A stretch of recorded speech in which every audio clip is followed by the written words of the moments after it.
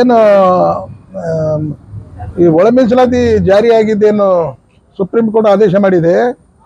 ಇದಕ್ಕೆ ಕೆಲವು ಸಂಘಟನೆಗಳು, ಕೆಲವು ರಾಜಕಾರಣಿಗಳು ವಿರೋಧ ಮಾಡ್ತಾ ಇದ್ದಾರೆ.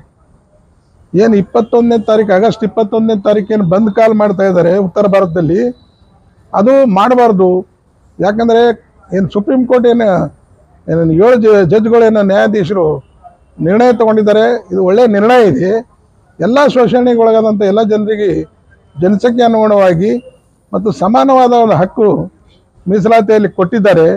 ಅದನ್ನು ಎಲ್ಲ ರಾಜ್ಯಗಳು ಬೇಗ ಅದು ಇಂಪ್ಲಿಮೆಂಟ್ ಮಾಡಿ ಜನಗಳಿಗೆ ನ್ಯಾಯ ದೊರಕಿಸ್ಕೊಡ್ಬೇಕಾಗಿ ನನ್ನ ವಿನಂತಿ. ಮೊದಲನೇದು, ಇದು 1975ನೇ ಇಸ್ವಿಯಲ್ಲಿ ಮೊದಲನೇ ಬಾರಿಗೆ ಒಳ ಮೀಸಲಾತಿ ಜಾರಿಯಾಗಿದ್ದು ಪಂಜಾಬ್ ಸರ್ಕಾರ ಮಾಡಿತ್ತು. ಅದು ಅಲ್ಲಿ ಕೆಲವೇ 2 ಜಾತಿಗೆ ಮಾತ್ರ ಆ ಅನ್ಯಾಯ ಆಗಿತ್ತಲ್ಲಿ. ವಾಲ್ಮೀಕಿ ಮತ್ತು ಇನ್ನೊಂದು ಜಾತಿ ಇದೆ. ಆ 2 ಜಾತಿಗೋಸ್ಕರ 75ನೇ ಇಸ್ವಿಯಲ್ಲಿ ಒಳ ಮೀಸಲಾತಿ ಜಾರಿ ಮಾಡಿದ್ರು ಪಂಜಾಬ್ ಸರ್ಕಾರ. ಅದನ್ನು ನೋಡಿ ನಾವು ಆಂಧ್ರದಲ್ಲಿ ನಮ್ಮ ಜನಾಂಗಗಳು ಏನು ವರಂಗಲ್ ಡಿಸ್ಟಿಕ್ನಲ್ಲಿ ಈದ್ಮುಡಿ ಒಂದು ಗ್ರಾಮದಲ್ಲಿ 20 ಜನ ಯುವಕರು ಸೇರಿ ಆ ಹೋರಾಟವನ್ನು ಮತ್ತು ಇಲ್ಲಿ ತಂದಿದ್ದೆವು ಆಂಧ್ರಕ್ಕೆ. ಆ ಆಂಧ್ರ ಹೋರಾಟವನ್ನು ನೋಡಿ ಅಂದಿನ ಮುಖ್ಯಮಂತ್ರಿಗಳಾದ ಚಂದ್ರಬಾಬು ನಾಯ್ಡು ಅವರು ಈ ಒಳ ಮೀಸಲಾತಿಗೆ ಒಂದು ಆಯೋಗ ರಚನೆ ಮಾಡಿದ್ರು, ರಾಮಚಂದ್ರ ರಾಜು ಆಯೋಗ ಅಂತೇಳಿ. ಆ ಆಯೋಗದ ವರದಿ ಆಧರಿಸಿ ಒಳ ಮೀಸಲಾತಿ ಜಾರಿ ಮಾಡಿತ್ತು ಅಂದಿನ ಮುಖ್ಯಮಂತ್ರಿಗಳಾದ ಚಂದ್ರಬಾಬು ನಾಯ್ಡು ಅವರು. ಏನು 1997ರಲ್ಲಿ ಮೀಸಲಾತಿ ಜಾರಿಯಾಗಿತ್ತು.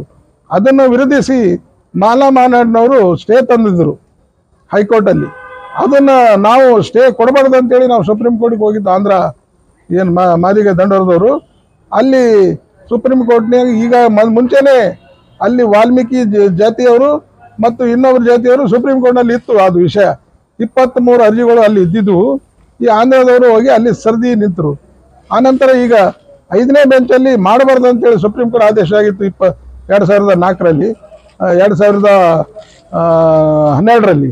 ಅದ ನಂತರ ಈಗ 7 ವರ್ಷದ ನಂತರ ಏನು ಸುಪ್ರೀಂ ಕೋರ್ಟ್ ಆದೇಶ ಮಾಡಿದೆ, ಅದನ್ನು ಈಗ ವಿರುದ್ಧ ಮಾಡಲಿಕ್ಕೆ ಎಲ್ಲ ಉತ್ತರ ಭಾರತದ ಏನು ದಲಿತ ಹೋರಾಟಗಾರರು ಮತ್ತು ಮಂತ್ರಿಗಳು MP ಗಳು ಮುಂದಾಗಿದ್ದಾರೆ.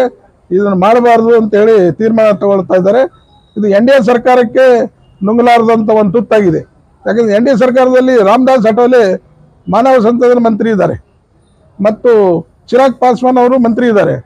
ಇದು BJPಯವರು ಮಾಡಬೇಕನ್ನೋ ತೀರ್ಮಾನ ತಗೊಂಡಿದ್ದಾರೆ ಮತ್ತು ಇವರು ಮಾಡಬಾರ್ದು ಅಂತೇಳಿ ಅಲ್ಲಿ NDA ಗೌರ್ಮೆಂಟ್ನಲ್ಲಿ ಇದ್ದವರೇ ಹಿಂಗೆ ಮಾಡ್ತಾ ಇದ್ದಾರೆ. ಇದು ಸರಿಯಲ್ಲ. ಮತ್ತು ಒಳ ಮೀಸಲಾತಿ ಜಾರಿ ಮಾಡಲು ಸಹಕರಿಸಬೇಕು ಎಲ್ಲ ದಲಿತರು. ಮತ್ತು ಯಾರಿಗೆ ಜಾತಿ ಮೀಸಲಾತಿ ಅಂಬೇಡ್ಕರ್ ಮೀಸಲಾತಿ ಸಿಗಲಿಲ್ಲ ಅವರಿಗೂ ಸಿಗಬೇಕು. ಮತ್ತು ಯಾರು ಏನು ಬೇರೆ ಬೇರೆ ಜಾತಿಯವರೆಲ್ಲ ಏನು ಡುಪ್ಲಿಕೇಟ್ ಮಾದಿಗರ ಸರ್ಟಿಫಿಕೇಟ್ ಇಟ್ಕೊಂಡಿದ್ದಾರೆ ಅಂಥವ್ರನ್ನ ತೆಗಿಲಿ. ಅವ್ರು ತೆಗೆದು ಯಾರು ಬೇರೆ ಬೇರೆ ಜಾತಿಗೆ ಹೋಗಿದ್ದಾರೆ ಅವ್ರು ಹೋಗಲಿ. ನಿಜವಾದ ಮಾದಿಗರಿಗೆ, ಅನ್ಯಾಯ ಆದವರಿಗೆ, ಎಲ್ಲ ಜಾತಿಯವರಿಗೆ ನ್ಯಾಯ ದೊರಕಿಸಿಕೊಡ್ಬೇಕಾಗಿ ನಾನು ಎಲ್ಲ ಉತ್ತರ ಭಾರತದ ನಾಯಕರಿಗೆ ಮತ್ತು ಎಲ್ಲ ಇಡೀ ದೇಶದ ಎಲ್ಲ ಶೋಷಣೆ ಒಳಗಾದಂಥ ಯಾರು ಇದನ್ನು ವಿರುದ್ಧ ಮಾಡಬಾರ್ದು ಅಂತೇಳಿ ನಾನು ಮನವಿ ಮಾಡುತ್ತಾ, ಮತ್ತು ಕೂಡಲೇ ರಾಜ್ಯ ಸರ್ಕಾರಗಳು ಬೇಗ ತೀರ್ಮಾನ ತಗೊಂಡು ನಮಗೆ ಆದ ಅನ್ಯಾಯವನ್ನು ಸರಿಪಡಿಸಬೇಕು. ಎಲ್ಲ ಸರ್ಕಾರಿ ನೌಕರಿಗಳನ್ನು ಏನು ಇದ್ದಾವೆ ಅವೆಲ್ಲ ತಡೆ ಹಿಡಿದು ಕೂಡಲೇ ಸುಪ್ರೀಂ ಕೋರ್ಟ್ ಆದೇಶವನ್ನು ಎತ್ತಿ ಹಿಡಿಯಲು ಸಹಕರಿಸಬೇಕಾಗಿ ಮತ್ತೊಮ್ಮೆ ತಮ್ಮ ಮುಖಾಂತರ ವಿನಂತಿಸ್ತೇನೆ. ಅಲ್ಲ, ಮಾಡಲಿಲ್ಲ ಅಂದರೆ ಅನೇಕ ಹೋರಾಟಗಳು ಮಾಡಿದ್ದೇವೆ. ಈಗಾಗಲೇ 30 ವರ್ಷದಿಂದ ಹೋರಾಟ ಮಾಡ್ತಾ ಇದ್ದೇವೆ.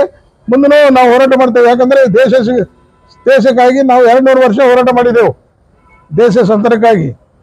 ಮತ್ತು ನಮ್ಮ ಜಾತಿಗೋಸ್ಕರ ನಾವು ಮಾಡಲೇಬೇಕಾಗ್ತದೆ. ಅನೇಕ ಜಾತಿಗಳು ಇದಕ್ಕೆ ಸಪೋರ್ಟ್ ಮಾಡ್ತಾ ಇದ್ದಾರೆ, ಕೆಲವೇ ಜಾತಿಗಳು ವಿರುದ್ಧ ಮಾಡ್ತಾ ಇದ್ದಾರೆ.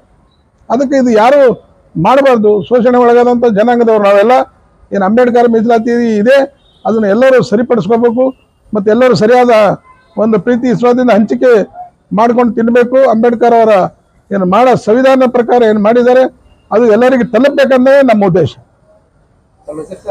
ಮಾಪಣ್ಣ ಅದನೂರು, ಮಾದಿಗ ದಂಡಾರ ಸಂಸ್ಥಾಪಕ ಅಧ್ಯಕ್ಷರು, ಮಲ್ಲಿಕಾರ್ಜುನ ಕಾಳಗಿ ರಾಜ್ಯ ಉಪಾಧ್ಯಕ್ಷರು, ಬಸವರಾಜ ನಾಯ್ಕಲ್ ರಾಜ್ಯ ಉಪಾಧ್ಯಕ್ಷರು, ಜಿಲ್ಲಾಧ್ಯಕ್ಷರು ಚಂದ್ರಕಾಂತ್ ಮತ್ತು ದೇವೇಂದ್ರಪ್ಪ ಅಳ್ಳೋಳಿ ಮತ್ತು ಅನೇಕ ಕಾರ್ಯಕರ್ತರು, ಮಲ್ಲಿಕಾರ್ಜುನ್ ಶಿಗೇನವರು, ಅನೇಕ ಕಾರ್ಯಕರ್ತರು ದಂಡೋರದಿದೆ. 14ನೇ ತಾರೀಕು ನಾವು ಜಿಲ್ಲಾ ಅಧಿಕಾರಿಗಳ ಎದುರು ಧರಣ ಮಾಡ್ತಾ ಇದ್ದೇವೆ. ಈ ಮುಖಾಂತರ ರಾಜ್ಯಕ್ಕೆ ನಾವು ಮತ್ತೊಮ್ಮೆ ಮುಖ್ಯಮಂತ್ರಿಗಳಿಗೆ ಮನವಿ ಮಾಡ್ತೇವೆ, ಶೀಘ್ರದಲ್ಲಿ ನಮ್ಮ ಬೇಡಿಕೆ ಈಡೇರಿಸಬೇಕಂತೇಳಿ ಮತ್ತೊಮ್ಮೆ ಮನವಿ ಮಾಡ್ತೀನಿ.